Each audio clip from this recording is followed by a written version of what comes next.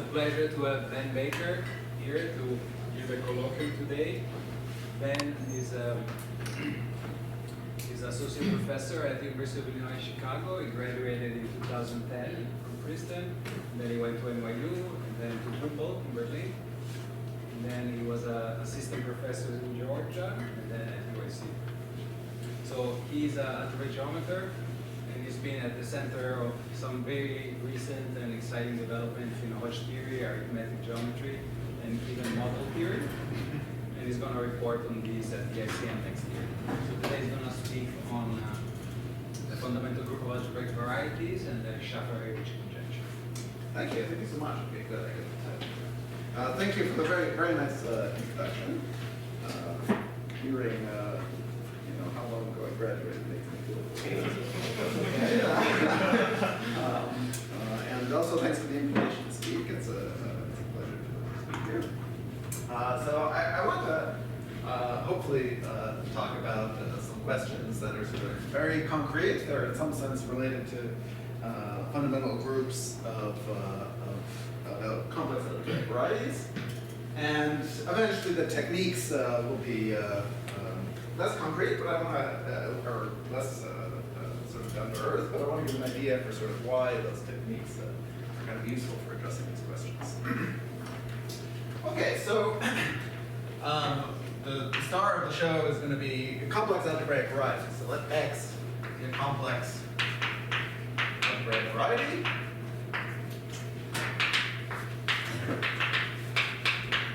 Let's just be very explicit by what we mean by that. I could, for instance, consider the simplest kind of complex algebraic variety is just the zero set of a polynomial. And, some complex vector space.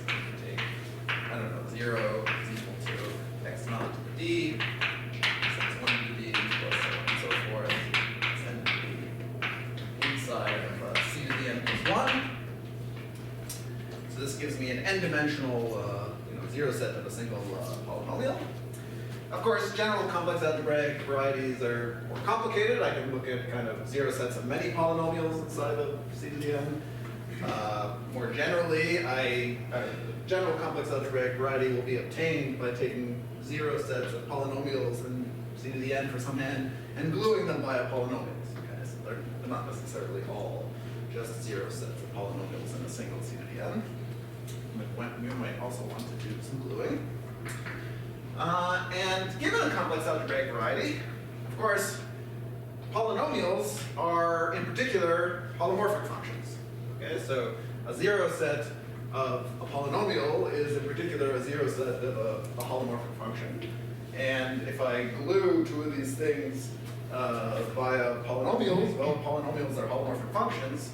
So any complex algebraic variety naturally has the structure of a complex analytic variety, namely something which is locally the zero set of holomorphic functions glued via holomorphic functions. Okay, so we can consider X as a complex analytic variety.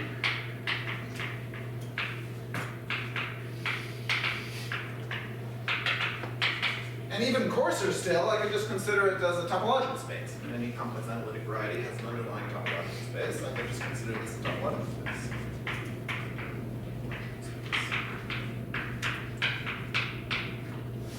Okay, and so the natural question, whenever you have some kind of object which is a special case of some other kind of object, what is special about the complex analytic varieties or topological spaces that are secretly complex algebraic varieties?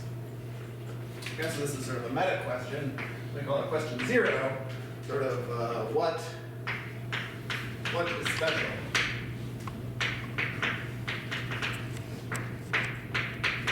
about the complex analytic varieties or topological spaces?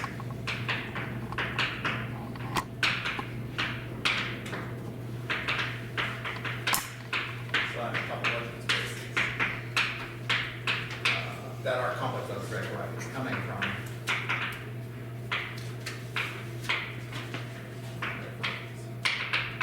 Okay, so this is a very open-ended question. many things you could say. I mean, any complex algebraic variety has sort of the topology of a finite CW complex. There are many ways you can try to answer this question. One very popular one is to look at the fundamental group. So an example way to address, or a way to interpret this question is, for any complex algebraic variety, I can look at its pi 1, what can I say that's special about the pi 1s of complex algebraic varieties that's not true for the pi 1s of random complex analytic varieties or topological cases? What special about pi 1x? Okay, so this is a question that has received lots of attention over many years. What might be special? Or, sorry? What might be? Yeah, what might be special? Are there group theoretic, are there properties that these groups satisfy if they come from an algebraic variety, but don't necessarily have to be satisfied for fundamental groups of complex analytic varieties? Might. So this is a question that has a lot of work has been done, including by people in the Netherlands. I know Dennis has done some work regarding this. It's not. What I'm going to eventually be talking about is related to the fundamental group, but not literally an answer to this question. I do want to point out a caveat, which is that if you're talking about fundamental groups of algebraic varieties, you have to be a little careful. So a lot of the times people talk about fundamental groups of smooth projective varieties, so compact, smooth compact complex algebraic varieties. Sometimes people also talk about just smooth, not necessarily compact algebraic varieties. My point is you don't want to allow arbitrary singularities, because if you allow arbitrary singularities, you can get any finitely presented group. Okay. So don't allow arbitrary singularities.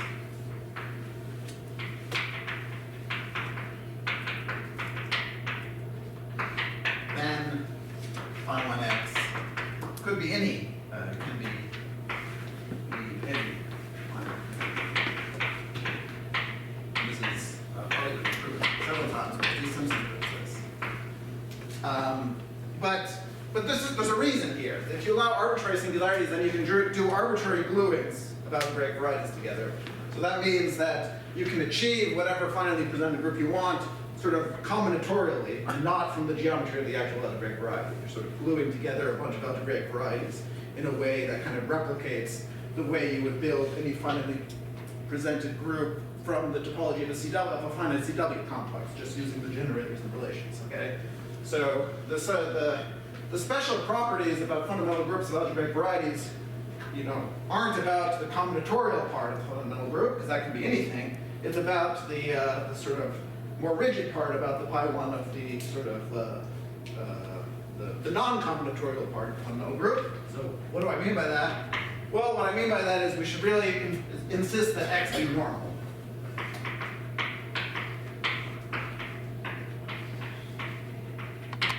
This prevents you from doing these gluings that can make you. Yeah, so the easiest way is to give so for an algebraic variety, it means the local rings are integrally closed, but it's probably better to give the complex analytic definition, which is equivalent, and it just means the Riemann extension theorem holds. So any bounded holomorphic function on an open extends holomorphic. So like, if you the standard yeah. It implies that in particular, but it's stronger too. I don't think it needs to be bounded. It's like the Hartog's functions don't have, if the singularities are codimension 2, you don't need bounded. No, but to be normal, it has to satisfy the property that bounded holomorphic functions extend. I'm saying they don't have to be bounded. They will be bounded on that. Well, anyway, okay. Sorry. I guess I'm saying bounded because I don't want to insist that they can compete. Anyway, okay. So we want to rule out basically nodes of curves. Like you don't want to rule out this kind of thing. So that's a node. because that's kind of like an arbitrary gluing of 2 points on this Riemann surface, and that's the kind of thing you don't want to do. Okay, one other point of reference that, again, this is not the question that I'll be talking about, but just it provides good context. So we perhaps know that finite CW complexes, you can get any finitely presented pi1.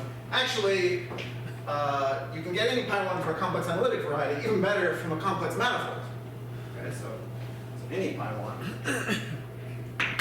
any finitely presented pi1 can be achieved for a complex manifold on a complex manifold. So, I mean, of course, the complex manifold is in particular normal. So we see that, and it is provably not true that you can get any fundamental group from a normal algebraic variety. So we see that even in this context, if you look at normal algebraic varieties versus normal or even smooth complex manifolds, there's a disconnect in sort of what pi1s can be achieved. No, no. For the statement, You know we can't make it compact. well, the statement I know is that there is a not necessarily compact complex manifold for which you can get any particular pi1. I don't know if you can get a compact one. And no, I don't. Sorry? Oh, Kilo.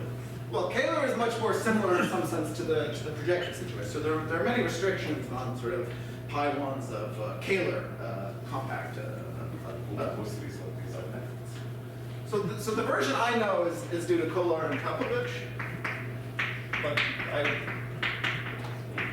this might have been proven before. It's a consequence. I mean, they prove a stronger thing, which is somehow local fundamental groups on algebraic varieties achieve independent group, which in particular implies this. But I'm not sure. I didn't look into the history to know whether there's more here. Okay. Anyway, so like I said, this is the question I won't be answering, but I do want to motivate why I want to consider sort of normal algebraic varieties. So what are the kinds of questions that I do want to talk about? Well, like I said, there are going to be questions about either the topological space or the complex analytic variety coming from an algebraic variety that is somewhat connected to the demo. So let me be precise. So one thing I can do in the complex analytic category that I can't do in the algebraic category is form the universal cover. Okay, so the universal cover is locally in the Euclidean topology isomorphic to X, and therefore is still locally the zero set of holomorphic functions glued along holomorphic functions. But you know, since there might be infinite degree in the covering map, it's not necessarily going to be an algebraic variety. So one question I could ask is sort of how many holomorphic functions on X tilde. I'll make precise what I mean by that in a second. But you know, if I have a complex analytic variety, it could have global holomorphic functions or it could not have global holomorphic functions. A question that doesn't seem to be connected at all is the following. Sort of how many simply connected algebraic subvarieties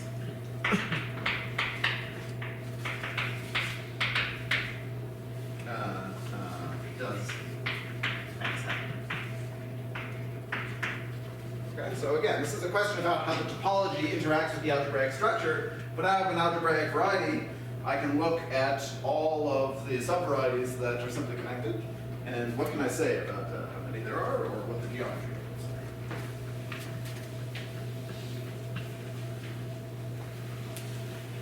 Okay, so let's answer this question in a non-interesting case, but a case where, well, a kind of interesting case, a case where we can actually sort of say what the answer is, and we probably all know it too. Okay, so let's talk about the case where X is dimension 1. So if X is dimension 1, being normal is the same as being smooth, so I just have a possibly punctured Riemann surface. Okay, so X is equal to some Riemann surface that has a genus G and it has some number of punctures, maybe 0, maybe not 0, so let's say n punctures.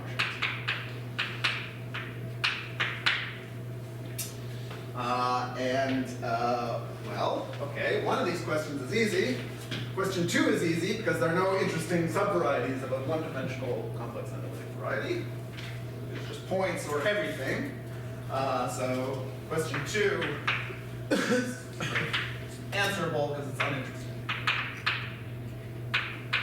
Or easy. So question 1 is the usual sort of trichotomy we see in uniformization. So if we look at the sign of minus the Euler characteristic, this is 2b minus 2 plus n, then that determines kind of what this Riemann surface is uniformized by. So let's see, we have less than 0, equal to 0, bigger than 0. So what are the sort of things that we have here? Well, we have the Riemann sphere itself, P1, and we also have the once punctured Riemann sphere, so I'll draw that like this. This is just a complex plane. Sorry, what did you write? Upper left corner? Oh, this is here or here? Well, there. Here? Yeah. Yeah, this is 2g minus 2 plus n. Okay. Yeah, sorry, it's just minus the other characteristic. Oh, minus 1. Yeah, so equals 0, so well, I'm allowed to puncture P1 twice now, so I get the punctured plane, C star, or I get an elliptic curve, genus 1 thing.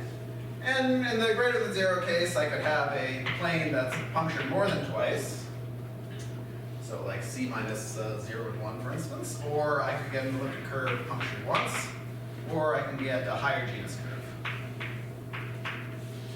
Okay? And so this is the picture. Yes, yeah. This is supposed to be a picture for an arbitrary genus bigger than or equal to 2 curve, but or I can get more with punctures potentially, and at least 1 puncture here, and the complex plane with at least 2 punctures. Yes. I believe these are exhaustive though. Okay. Great. So what is the pi 1?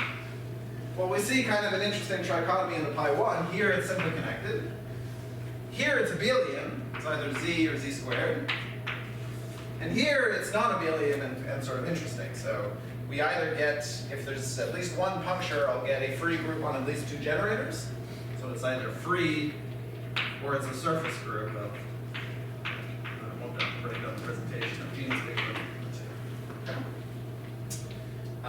And then we can also understand what the universal cover is. Well, here it's just the same thing. It's either the Riemann sphere or complex plane. Here it's C. This is C mod Z, and this is C mod the lattice. And here it's the disk. So we see some kind of different behavior for when the minus the other characteristic is bigger than 0, which at least in the compact case, this trichotomy is, this is reflected in many ways in the geometry of curves. This is roughly related to having negative curvature, 0 curvature, and positive curvature. Okay, great. So that's the story for dimension 1. Notice, as far as this question 1 is concerned, well, we know that any global holomorphic function on P1 is constant.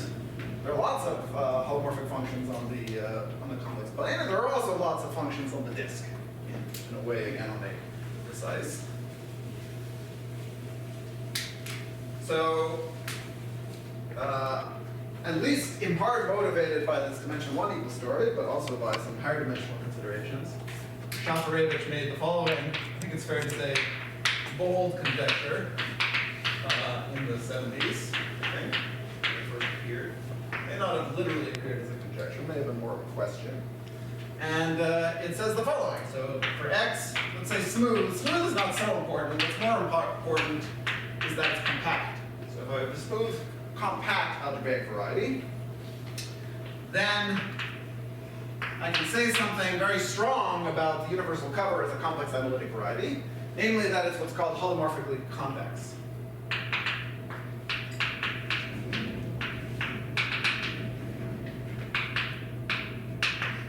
Okay, so if you haven't seen this before, let me tell you, at least in part, what it means. I.e., it admits a proper holomorphic function to a space Y tilde. Okay, so this is proper holomorphic. Actually, in this case, proper, we may as well just take it to have compact fibers and be surjective.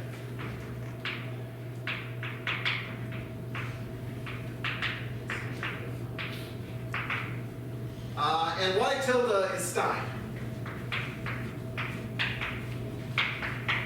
Okay, so Stein, again, I'm not gonna define for you, but I will tell you that one thing that Steinness tells you is that you have lots of global holomorphic functions, in the sense that any finite number of points can be completely separated by global holomorphic functions.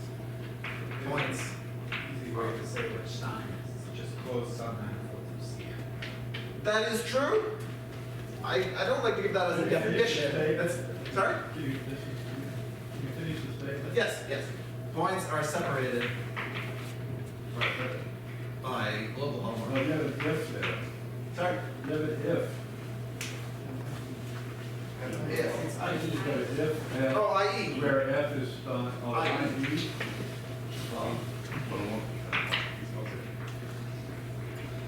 So the suggestion is I could just define Stein to be a closed complex analytic sub of C to the n, which is essentially true, except for embedding to which and stuff.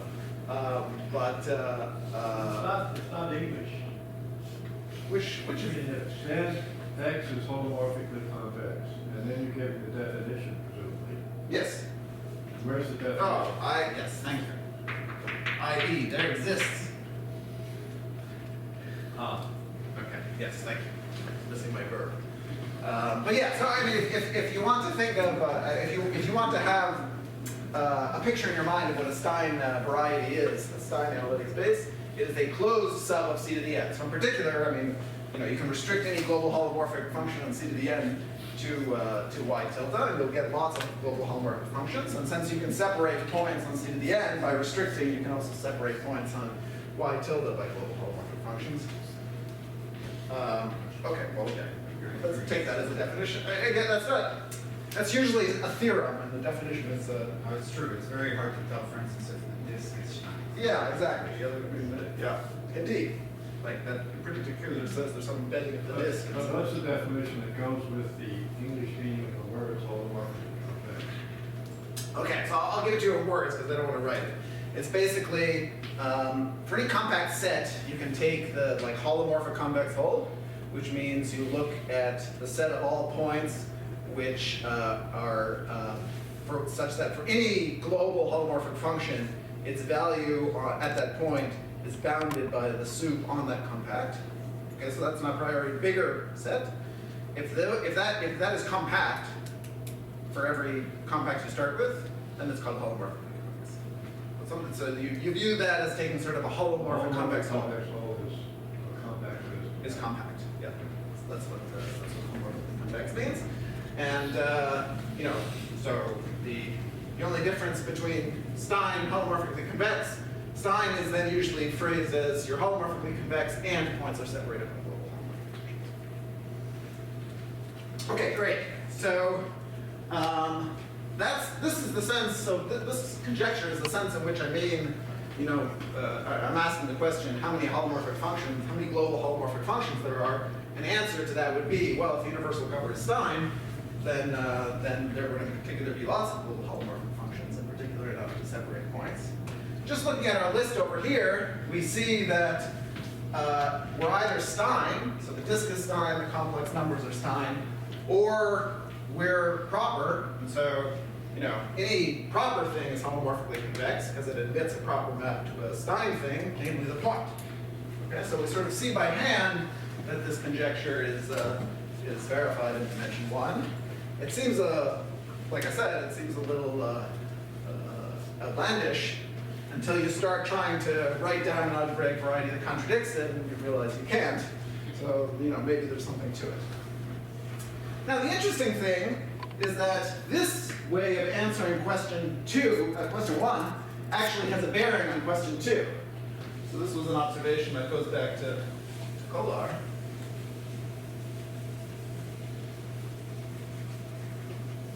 Here's an observation. I'm sorry. Yeah. Or is there something missing in the conjecture? Like, that would rule out P1? Well, yeah, I mean, I'm allowing it to be holomorphically convex. So that's, right, so simply connected, so the universe covers itself, and that's holomorphically convex because it admits the map of this form with y tilde at point.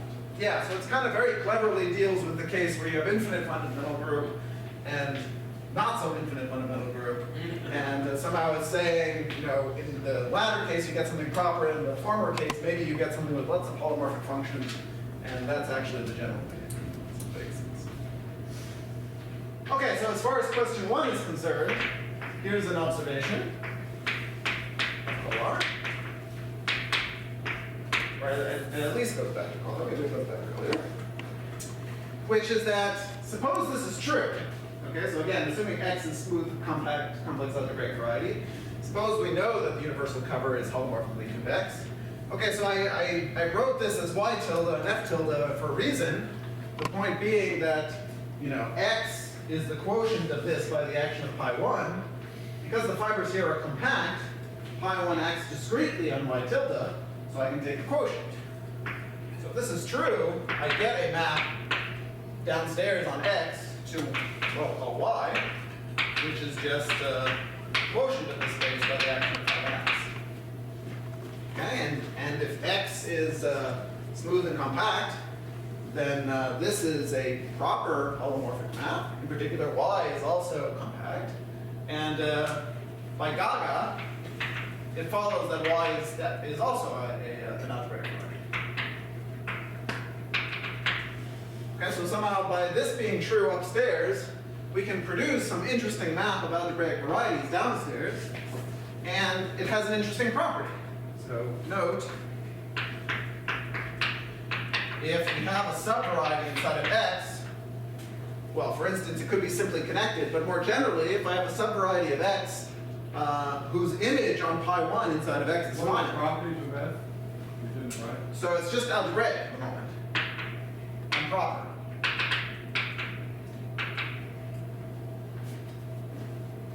Does that mean it's onto it? And surjective. Thank you. Yes.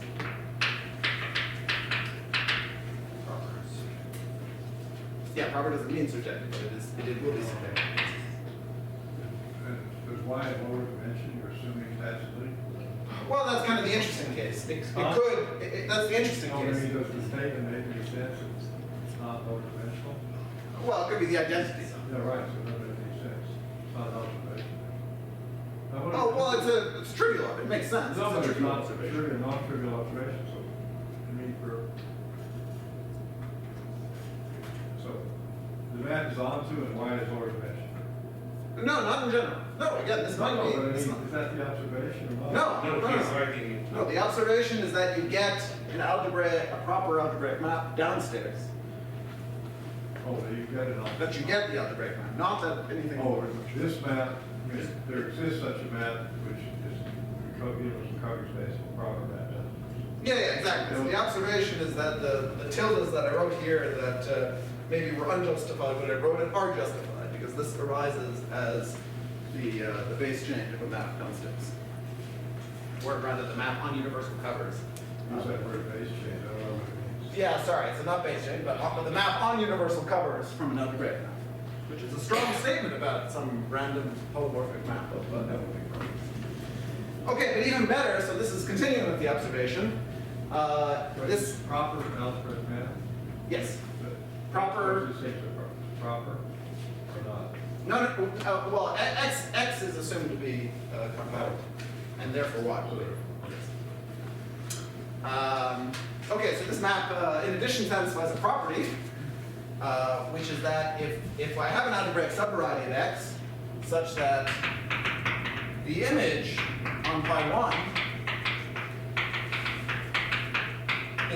is finite, okay, then it must be contained in a fiber of this map.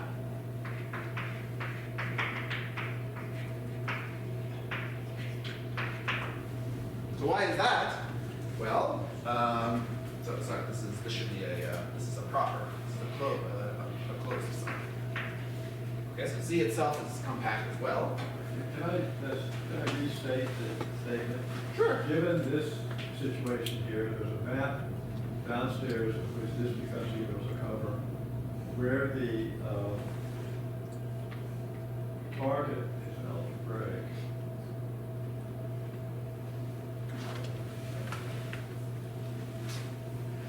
And I think you're. oh, I see. And the target is as universal cover that's done. Yes, yeah. Which means it's as a homotopy type of two complex. If I were It to. only has one and two handles, right? Fundamental something like that, right? Don't know if that's. Well, no. What was the question? Something about it having the topology of the two Well, equality. time manifold has a more something. I think that's not true though, because any affine algebraic varieties. Oh, maybe you're saying simply connected. What's the conclusion? He's saying it as the topology of A lower dimensional thing, that's of like a half thing, right? It's not a two. What? It has a topology of a half-dimensional CW complex. All right, well, this is neither, so surfaces. No. I'm assuming they're surfaces. Oh, okay. And I don't like it, you go to dimension two. I'm sorry. And this is dimension one, this is dimension two. No, I didn't. Sorry, that this was dimension one, and this is any dimension. And should this Y tilde here, is it always simply connected with this order? Well, in dimension two. Not necessarily. Okay, so it's not universal cover, everybody's saying. Correct. Yes. Yeah. It's not necessarily. So, but in dimension two, you would say that y is over this time. That's the conclusion. You get this proper map downstairs where the where the universal cover of the domain is time. Yeah. So Y. So this cover of Y will be Stein, and therefore the universal cover will be Therefore, it Stein. has And then it will have a homotopy type of a half-dimensional split. And that's a pretty topological statement. Yeah, oh, absolutely, yeah, that's a strong statement. Okay, sorry, so I haven't finished. Oh, yes, so I didn't explain why this is true. So why is it true that if you have a subvariety whose image on pi 1 is finite, it has to be a fiber of this map? Well, that's because if the image is finite, let's just assume the image is trivial for a second, because it's the same argument. If the image is trivial, that means Z lifts to x tilde. Okay, so now I have a compact subvariety of x tilde.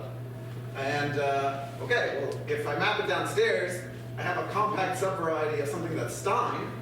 So global holomorphic functions separate points on y tilde. But on the other hand, any compact subvariety of y tilde, all global holomorphic functions have to be constant. So I can't separate points. So it must be in a fiber. Its image downstairs must be a point. Because it's, so it's for Z connected. Okay, great. So, or in general, it has to be in a union of fibers. Okay, so that's very interesting. That's telling you that this map that we've produced kind of from the holomorphic geometry of the universal cover is universally contracting all algebraic subvarieties that have finite image in pi 1. In particular, all the simply connected ones. Okay, so the conclusion, so this is why I'm calling this an answer to question 2. The conclusion is that there is an algebraic family of maximal dimensional subvarieties that are simply connected, or more generally, that have finite image in pi 1. So there exists an algebraic family.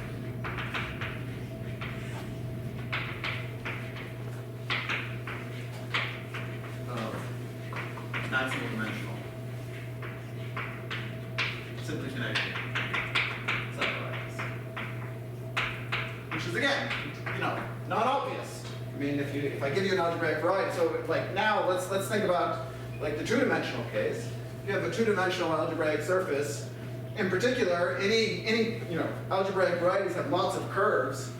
Any Riemann sphere sitting inside of it, any P1 is a simply connected sub.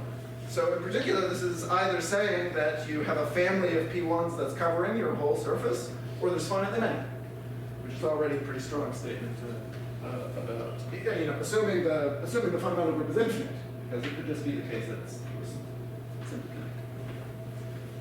Okay, so let me give that as an example, so people.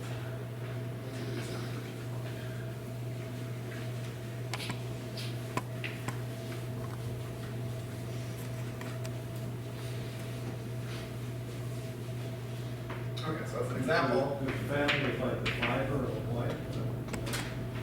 sorry, second. Flies are a family. Right, so this map is the family. So this is an algebraic map, so I'm just saying that you can interpret a map as a family of the fibers. And the fibers contains all these maximal dimensions. Yeah, that's right. So for example, if S is a surface, dimension, now let's talk about dimensions 2, then with pi1x infinite. Okay, so as soon as it's infinite, that means that the covering map can't be an algebraic map. And if this is true, it tells you that either x is a P1 bundle over a curve,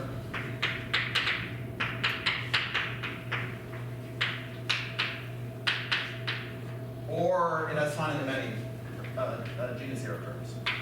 Which again, is a pretty strong statement.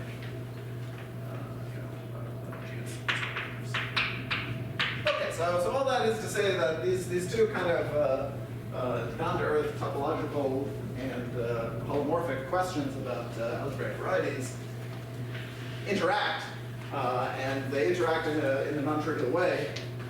We can say something pretty strong about the geometry conditional on this if we assume that it's fundamental representation.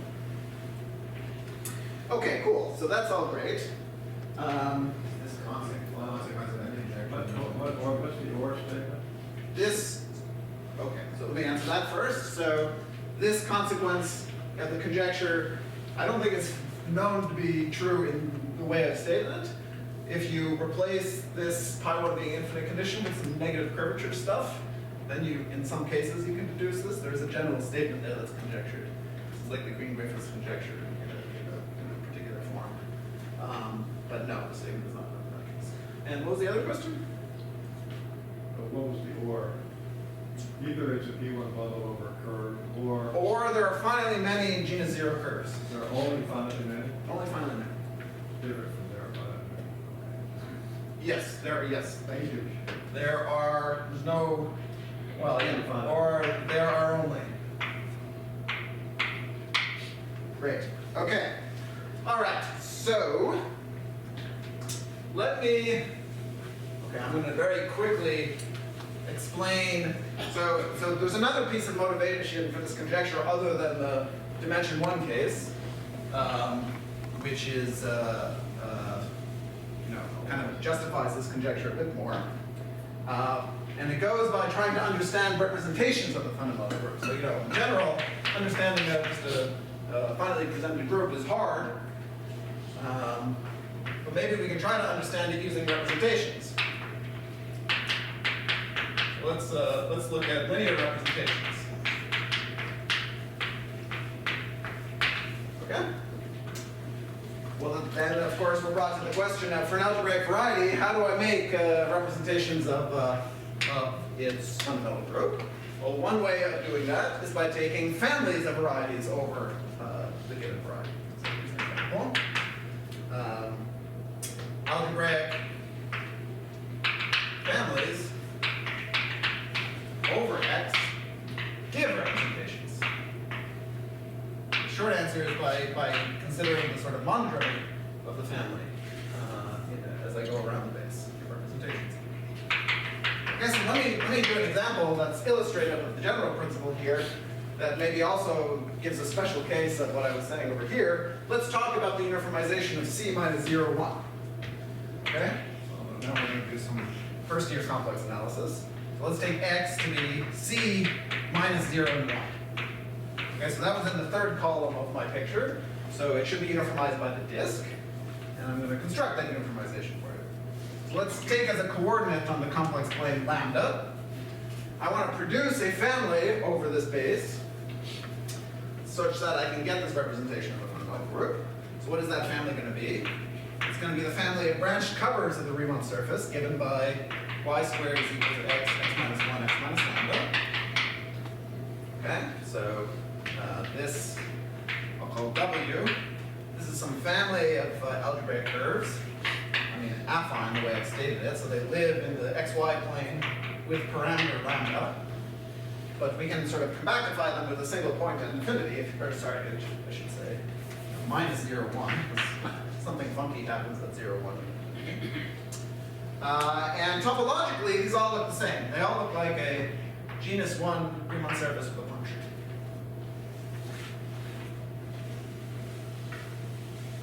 Okay, so let me write down the uniformization map for you.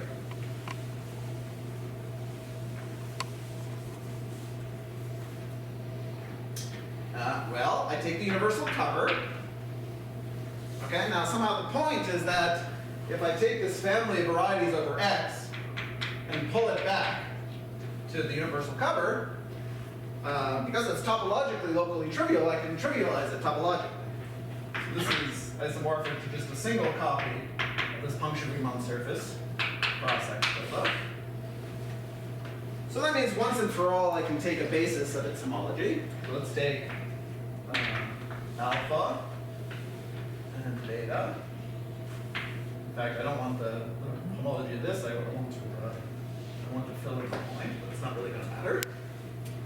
And what else do I know? Well, this elliptic curve, this genus 1 surface, has a natural holomorphic form, an algebraic form I can write down, which is dx over y. You've probably all seen this. In fact, it completes over this holomorphic. It's regular at its puncture. And okay, so on X tilde, I can consider the map, which takes that algebraic form and on the fiber above that point, and integrates it along beta, which makes sense because once I pull the family upstairs, I can trivialize the topology. And then I can also take the integral along alpha, and I can take the ratio. Okay?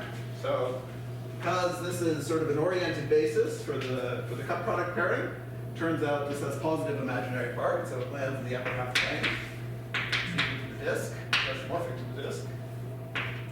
And you can show that this is an isomorphism. And what is the map that you get downstairs? Well, if I act by pi1 here, I sort of act on this framing of the homology I chose. So that's where the representation comes from. I get a representation from pi1 of x into, it's going to land in SL2. Well, it'll be SL of the homology. So, choose any particular base point. And it'll give me a representation like that. And downstairs, I'll get a map from X into the upper half plane modulo the image of this representation. Okay. This turns out to be a modular group. This is gamma 2. This ends up being a modular curve. And you can show that this is an isomorphism. Okay, so this is how that story plays out in this very particular case. But the sort of punchline here is that if you have an algebraic family of varieties over X, for which the topology is remaining constant, I can do a similar trick where I take sort of algebraic forms, possibly higher degree forms, and take integrals along cycles, and I'll get a bunch of holomorphic maps, which I can now consider. Okay, so these are in general called period maps. So I won't go through the whole rigmarole of defining what period maps are, but I'll just tell you, in the case of a family over X, so if I have a general family W over X, which is topologically locally trivial,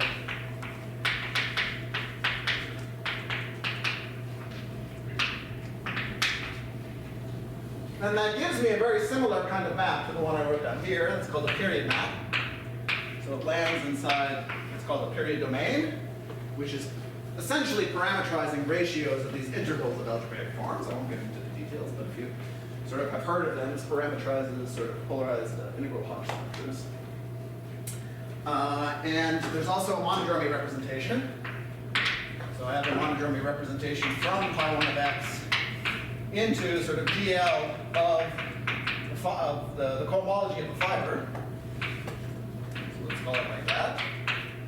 Okay, so I have to choose which degree cohomology I care about. And similarly, I can descend this down to get a map, a holomorphic map. So let me call this tilde, let me call this phi, let me call this d mod the image.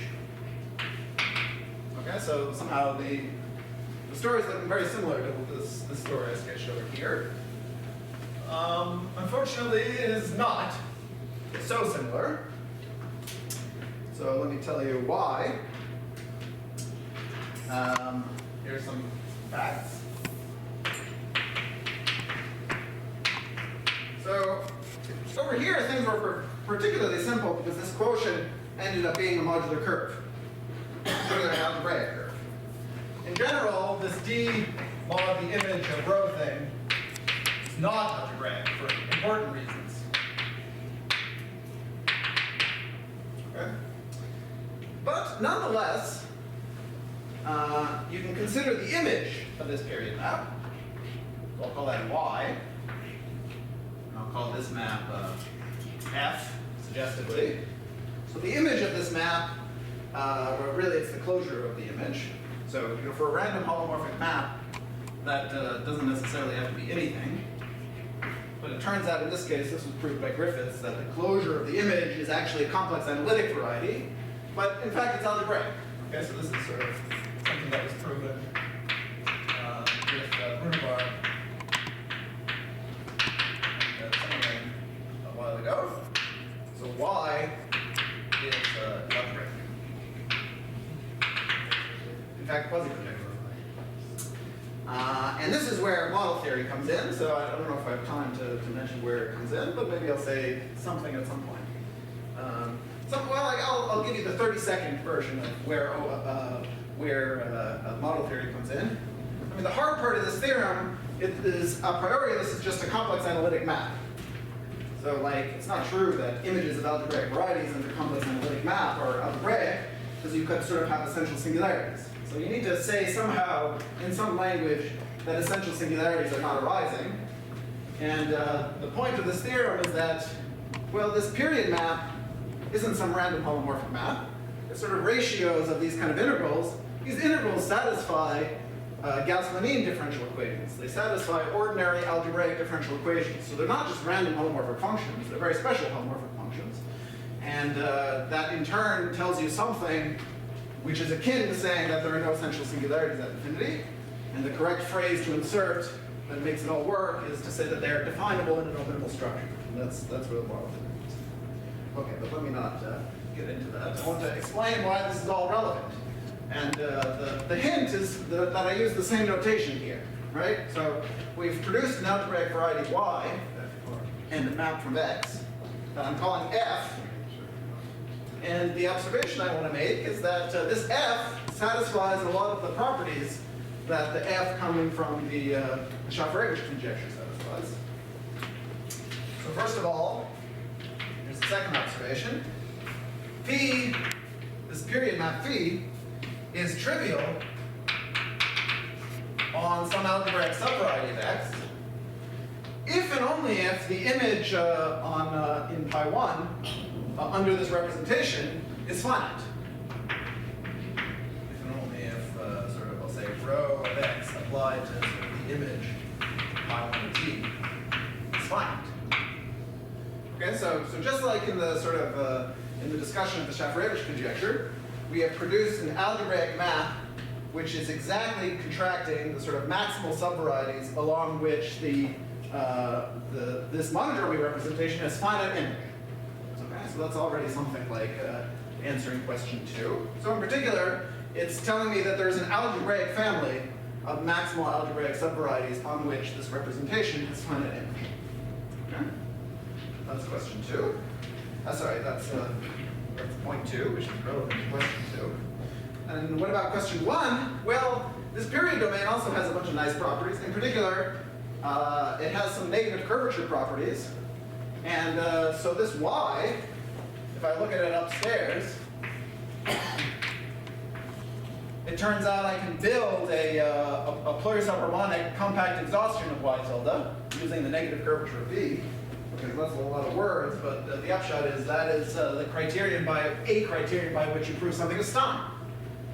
Y tilde is Stein. Because D has a pluri-subharmonic. So I'll put an asterisk there. Because it's only pluri-subharmonic in the sort of directions, in the tangent directions that the period map moves in. relevant phrase here is Griffith's transversality as P is H compact in substance.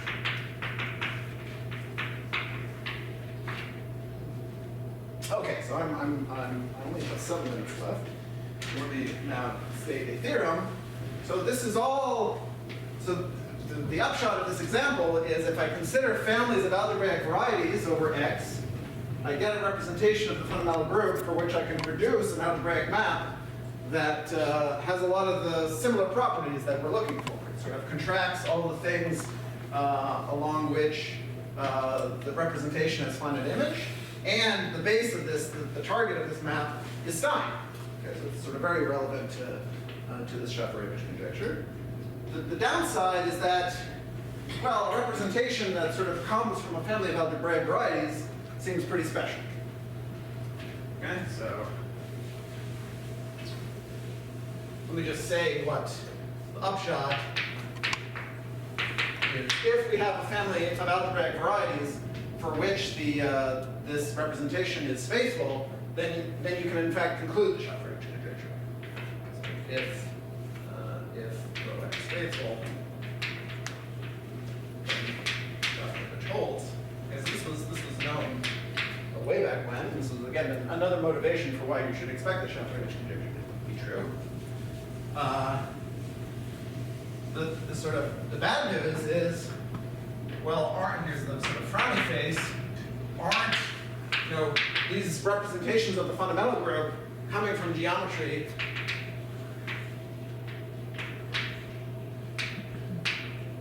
pretty special?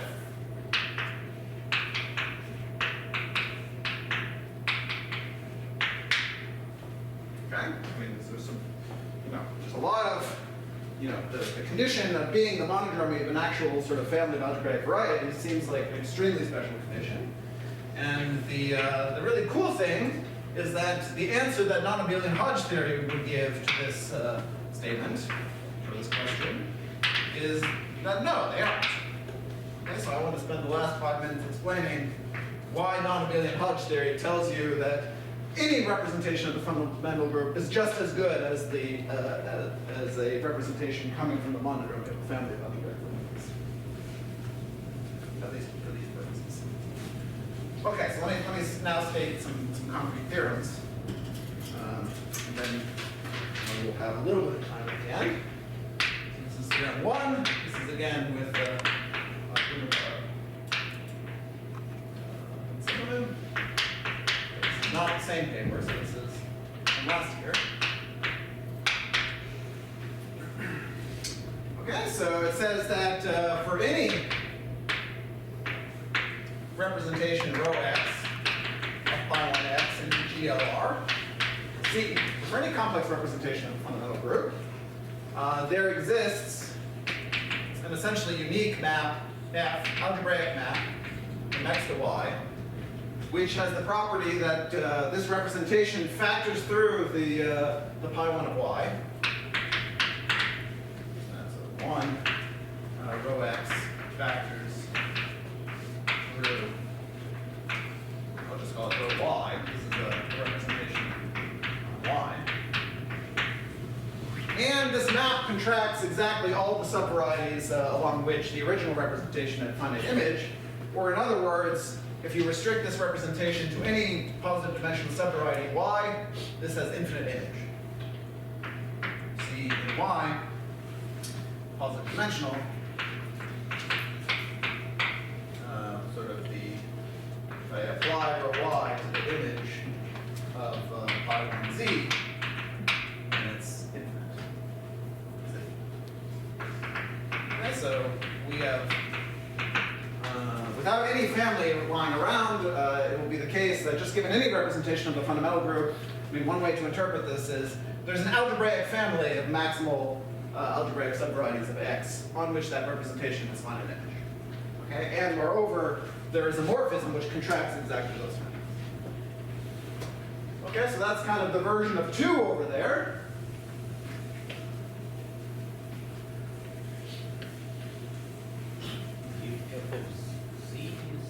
Greater than 0 in 2. Sorry? In 2, what is greater? Is it z in y such that d f of Oh yeah, z? sorry, dim of z. Z or f of z? The image of z? Yes, sorry. Well, I'm taking a subvariety, so the dimension of the subvariety is bigger than 0. Does that make sense? So it's downstairs. Okay, But okay. I mean, this is just another way of saying any subvariety here for which the image is finite is contained in a file. And what's the second theorem? Same old case. Okay, so this says that for an algebraic variety, any representation of the fundamental group comes from some different algebraic variety and a representation of its fundamental group, which has this property that that representation is infinite image on every subvariety. So this property is called large. Rho y is large. This is Colloquium terminology. So here's theorem 2. So if X admits a large representation, so really I should call it Y here, because that's what we produced in theorem 1. If Y admits a large representation rho y, then its universal coupling is stuck. Okay. I'm really out of time, so let me make a couple of remarks. So the main point of these two theorems is to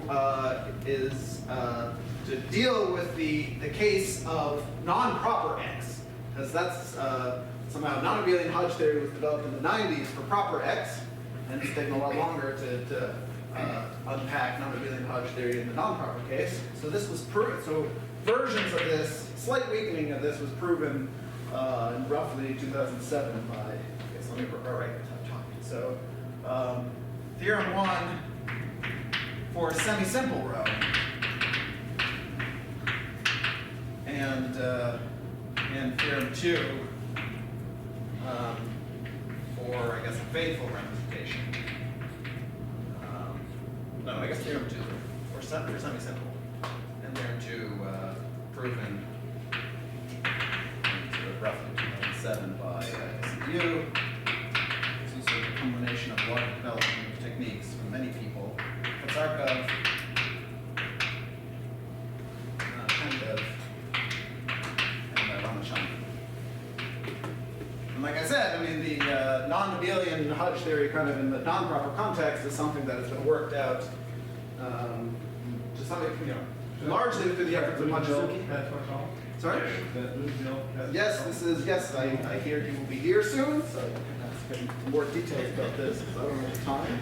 But yes, so he was very much involved in this story of sort of using non-abelian Hodge theory as a means to gain some traction on this Shafarevich type conjecture. Okay, I'm going to take 2 more minutes. And, well, I'll minimize the amount of time it'll take. One thing I want to say, which I personally think is kind of cool, I'm probably restating things, but this theorem is kind of neat because we saw for a variation of Hodge structures, you get a period map, and that's somehow very concrete. It's, the period domain parameterizes the data that is encoded in a variation of Hodge structure. This theorem is kind of telling you, well, you actually have a period map in some sense, like it satisfies all the same properties that a period map would satisfy just for any representation. So that's already kind of cool.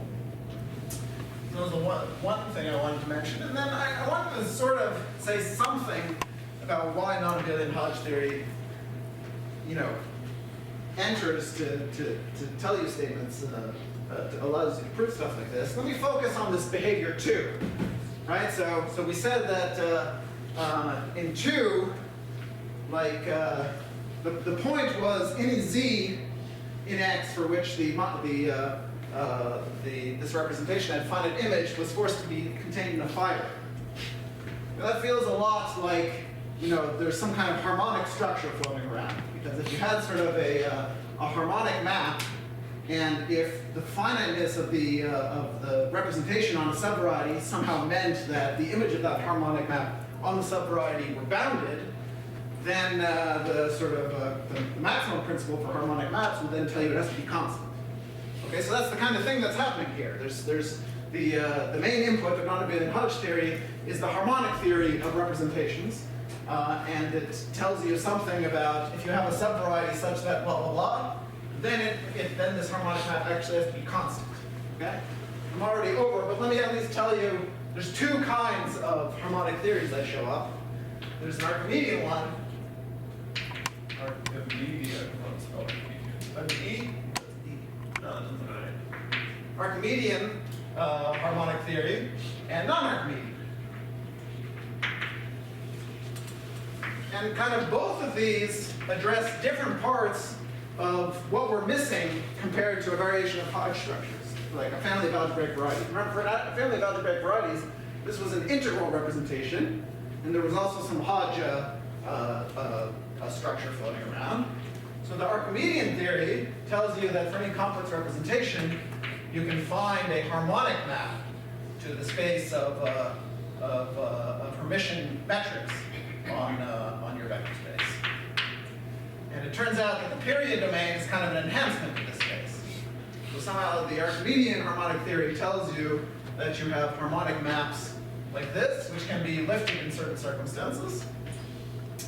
And the non-Archimedean theory is the same thing, except instead of talking about complex representations, we talk about QP representations. So now we should be landing in a space not of Hermitian norms on C to the R, but the p-adic analog, which is a space of ultrametric norms on QP.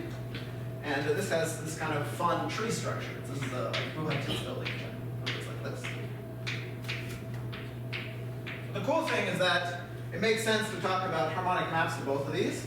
And it has been proven over many years, and then more recently in the non-compact case, that for any QP representation or C representation, you admit harmonic maps like this, and somehow putting the two together gives you something that's like a period. Okay, so I'm already way over, so let me stop. I at least wanted to draw that picture.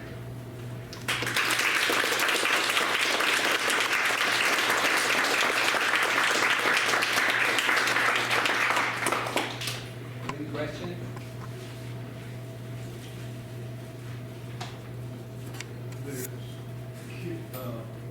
In the non-Archimedean case, we have a Q and an exponent. What, I can't read it.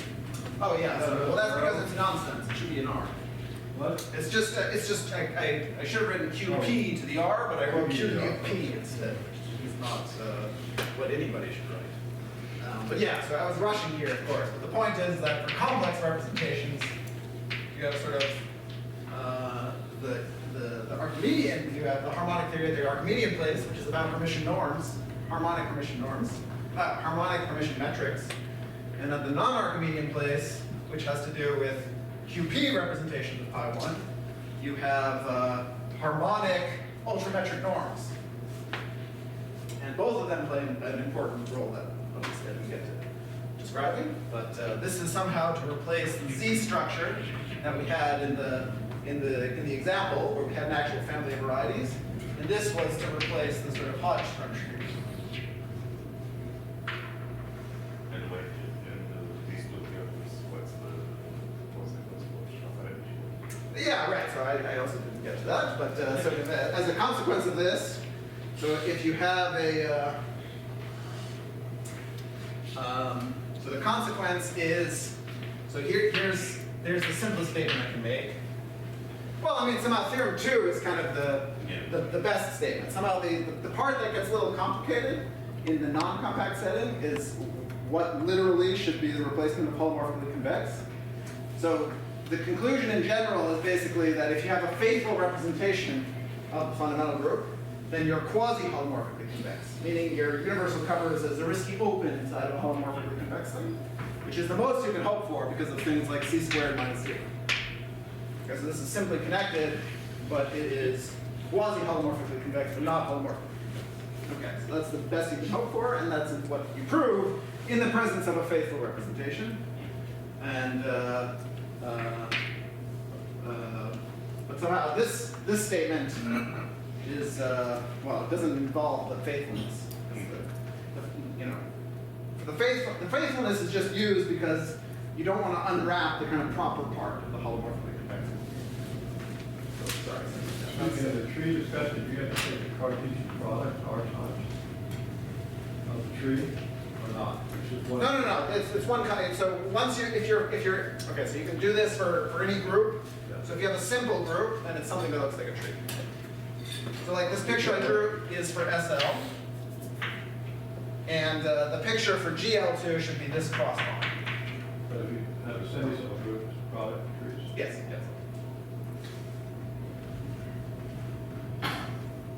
Sorry, maybe I didn't. What is non-abelian Hodge theory? Excellent. So great. So Hodge theory is about these cohomology groups. Okay. In particular, this cohomology group. Okay. Non-abelian Hodge theory is about this cohomology group. This is the set of representations of pi 1 and g elements. This is, as a set, this is the set of representations up to convex. Now, there's a lot more structure here. This actually has the structure of an algebraic variety, and there's the non-abelian Hodge theory. Somehow, I mean, this non-abelian, I mean, the Hodge, a classical Hodge structure in this classical case is some kind of like semi-linear algebraic stuff. In this non-abelian context, a lot of that gets transmuted into sort of geometric information. So now you have like an algebraic variety whose set of points is naturally this, and the Hodge structure here gets interpreted in various sort of ways about the geometry in that space. But the reason it's called non-abelian Hodge theory is because it's literally about cohomology group with coefficients in a non-abelian. But so you also talk about some harmonic functions. That's right. But there's no Laplace equation sitting around. Well, it's not. It has a similar flavor. So I mean, somehow the Hodge structure here comes from sort of decomposing into harmonic types, and similarly, the replacement of the Hodge structure in this non-abelian context comes from finding this harmonic metric, and the PDE, that determines that harmonic metric is something. I mean, it's the harmonic equation. So it is a version of Laplace. What part of, you think of Hodge theory like there's the Hodge decomposition and then there's the Hodge conjecture? What part of that aspect goes to the non-abelian case? Most aspects. So let me give you an abbreviated answer to that question. So there's three ways of viewing a cohomology group, kind of in the context of Hodge theory. There's kind of the singular cohomology group, so I'll call that Betty cohomology. Okay. There's Durand cohomology, which involves closed forms modulo exact forms. What's the subscript of that? DR. This is B. Betty. B for Betty. Oh, Betty. Yeah. So this is B for Betty. This isn't me. I'm not claiming that I've introduced singular cohomology. And there's Durand cohomology, which involves closed forms modulo exact They're forms. the same. And so they're canonically isomorphic. And there's a third version, which is the Hodge decomposition. Sort of, you can view this as it becomes equated with cohomology groups of omega, like del bar cohomology groups of these guys. Okay, and this you could call the Gilbo cohomology. Okay. And these are all canonically isomorphic. This is via integration, and this is via the Hodge decomposition, and therefore this is via the Hodge decomposition. Okay, so all three of those avatars have a version in the non-abelian context. You have a variety parameterizing representations of the fundamental group. This is just some representation variety. Here you have a moduli space of flat vector bundles. Okay, that's the Durand object. And Riemann-Hilbert gives you the isomorphism here. And over here you have a space of polystable Higgs degree 0 Higgs bundles. This is the Dolbeau cohomology. So this is replaced with Higgs bundles. This is flat bundles. This is monochromic representations. And there's a version of the Hodge conjecture, which is somehow the role played by Hodge classes in the classical case, is played by points of any of these varieties that underlie an integral variation of Hodge structures. Okay, so it has the integral structure, just like a Hodge class is a Z class, and it has some interaction with the Hodge decomposition. So in the classical case, it's a pure type. In the non-abelian case, it's coming from an underlying variation of Hodge structures. And there's an extremely vague, in fact, we were discussing this over, I forget, maybe over dinner or whatever. At some point last night, yesterday, this came up. There's a version, there's kind of a vague expectation that any Z variation of Hodge structure, so any non-abelian Hodge class, should come from geometry. Any Z? Any Z variation of Hodge structures, yeah. So any non-abelian Hodge class. What's Z?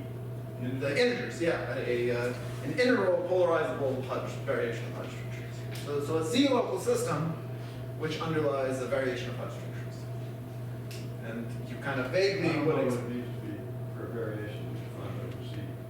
What is I mean, the monodromy fixes the Z lattice. The monodromy fixes the Z lattice. So I look at the monodromy representation, it? Oh, modular. and the representation has values in Z.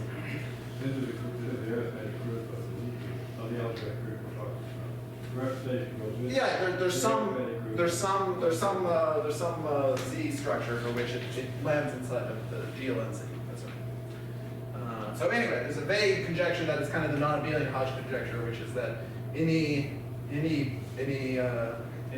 integral polarizable variation of Hodge structure modulo some stuff should come from geometry. Should be the monodromy representation of a family of algebraic varieties. What? Of a family of algebraic varieties. So like the example I'm motivated with, somehow completing the circle that I started, I gave you the example of representations of pi1 that come from families of varieties. Then I told you that our general representation is maybe pretty far from a family of algebraic varieties. We don't have an integral Hodge conjecture classic. Yeah, so meaning that it's false. Okay, we do. Yeah, That's true. That's right. So in a similar way, the thing I said shouldn't be taken literally to be true because there are some obvious things that prevent that from literally being true. It's kind of morally you expect something like that. In fact, I'm not even sure I can give you a precise formulation of what, in the context I'm describing, the non-abelian Hodge conjecture should be. But you can ask which integral things occur, or something like that. I mean, let me give you an important thing which will temper any kind of statement of the non-abelian Hodge conjecture. If you take, yeah, I said this guy, this quotient thing was very non-algebraic. Okay, so most points here do not land in the image of any period map. So that means most integral Hodge, like over a point, most Hodge structures do not come from geometry. Okay, so that's already, like over a point, the version of the non-abelian Hodge conjecture I gave you is Integral false. Hodge discussion, there's no integral Hodge conjecture. Well, not a precise one. I mean, there are precise statements that you can conjecture, but I think not one that I can remember now and say cleanly. Yeah, sure. Does the Hodge conjecture imply the Shafarevich conjecture? Like, I don't know. We've been talking about it here. I don't really know what it I is. don't think there's any clear, yeah, I don't think there's any clear indication one way or another. Not on the surface at least. So can I drop in a quick question? So from the theorems on this board, does it imply that, for example, if you have a faithful row X that is not necessarily from geometry, you can still derive the Shafarevich conjecture? Sorry, if you have a what? If you have a row X that is faithful but not from geometry, Oh yeah. you can get the Shafarevich conjecture from that. Yes. I mean, if you have, in modulo this being quasi holomorphically convex, yeah. For any this representation certainly does not assume to come from geometry. Even for the theorems I mentioned earlier that were about representations coming from geometry, really they just use that they underlie a variation of Hodge structure. It didn't actually